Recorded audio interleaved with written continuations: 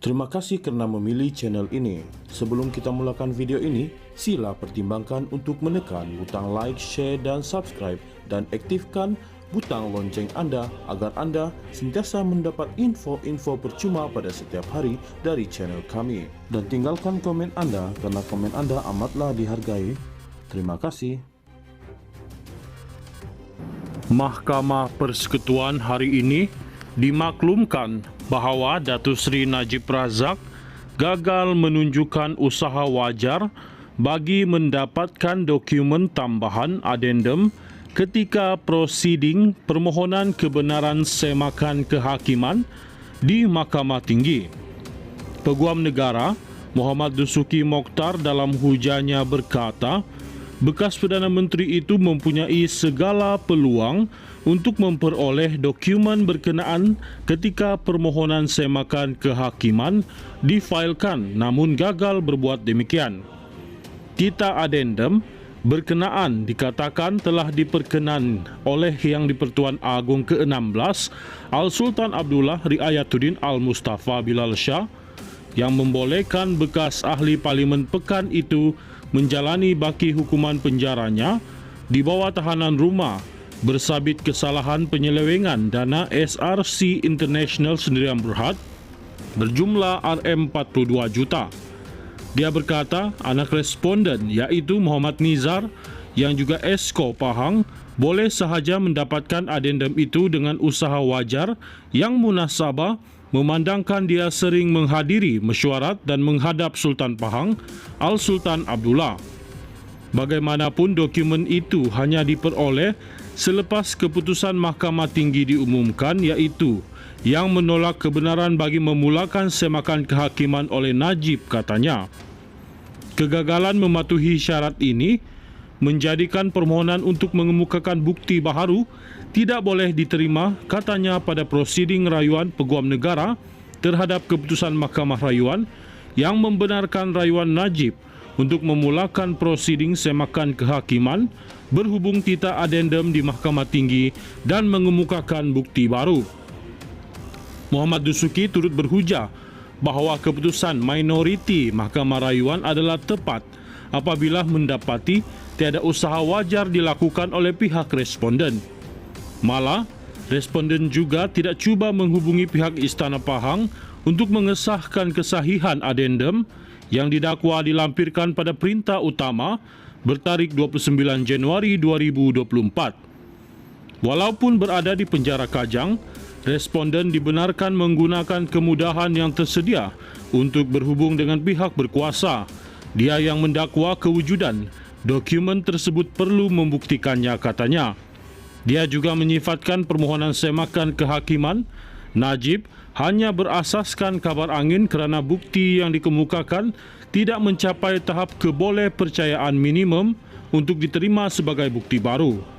Sementara itu, peguam yang mewakili Najib Razak, Muhammad Syafiq Abdullah berhujah bahawa pejabat Peguam Negara sebenarnya sudah mengetahui kewujudan tita adendum itu kerana ia telah dialamatkan kepada bekas Peguam Negara yang kini Hakim Mahkamah Persekutuan Ahmad Terry Rudin Muhammad Saleh. Pendengaran rayuan di hadapan panel 3 Hakim Mahkamah Persekutuan yang dipengerusikan oleh Hakim Besar Malaya Hasna Muhammad Hashim dan bersidang bersama-sama Zabaria Muhammad Yusuf serta Hanifah Fakirullah akan bersambung pada 9 Julai. Najib kini sedang menjalani hukuman penjara 6 tahun berkaitan kes SRC International Sdn Bhd selepas Mahkamah Persekutuan menolak rayuan dan permohonan semakannya. Pada Februari tahun lepas, Lembaga Pengampunan mengurangkan hukuman asal 12 tahun penjara dan denda RM210 juta kepada 6 tahun penjara dan denda RM50 juta. Mahkamah Persekutuan hari ini dimaklumkan bahawa Datuk Seri Najib Razak gagal menunjukkan usaha wajar bagi mendapatkan dokumen tambahan adendum ketika prosiding permohonan kebenaran semakan kehakiman di Mahkamah Tinggi. Peguam Negara Mohamad Dusuki Mokhtar dalam hujannya berkata, bekas Perdana Menteri itu mempunyai segala peluang untuk memperoleh dokumen berkenaan ketika permohonan semakan kehakiman difailkan namun gagal berbuat demikian. Tita adendum berkenaan dikatakan telah diperkenan oleh Yang di-Pertuan Agong ke-16 Al-Sultan Abdullah Riayatuddin Al-Mustafa Bilal Shah yang membolehkan bekas ahli parlimen Pekan itu menjalani baki hukuman penjaranya di bawah tahanan rumah bersabit kesalahan penyelewengan dana SRC International Sdn Bhd berjumlah Rm42 juta. Dia berkata anak responden iaitu Muhammad Nizar yang juga Esko Pahang boleh sahaja mendapatkan adendum itu dengan usaha wajar yang munasabah memandangkan dia sering menghadiri mesyuarat dan menghadap Sultan Pahang Al-Sultan Abdullah. Bagaimanapun dokumen itu hanya diperoleh selepas keputusan Mahkamah Tinggi diumumkan iaitu yang menolak kebenaran bagi memulakan semakan kehakiman oleh Najib katanya.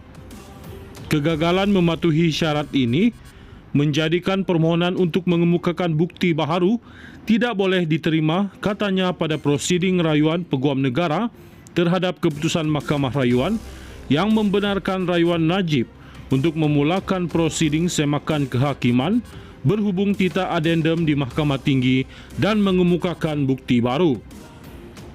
Muhammad Dusuki turut berhujah bahawa keputusan minoriti Mahkamah Rayuan adalah tepat apabila mendapati tiada usaha wajar dilakukan oleh pihak responden.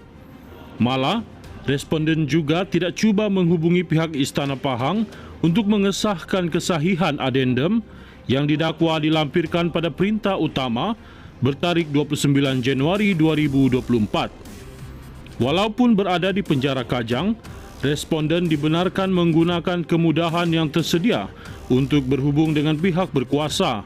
Dia yang mendakwa kewujudan dokumen tersebut perlu membuktikannya katanya.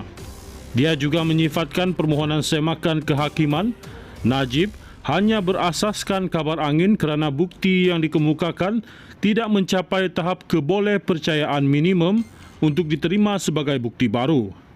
Sementara itu, Peguam yang mewakili Najib Razak, Muhammad Syafiq Abdullah berhujah bahawa pejabat Peguam Negara sebenarnya sudah mengetahui kewujudan tita adendum itu kerana ia telah dialamatkan kepada bekas Peguam Negara yang kini Hakim Mahkamah Persekutuan Ahmad Terry Rudin Muhammad Saleh.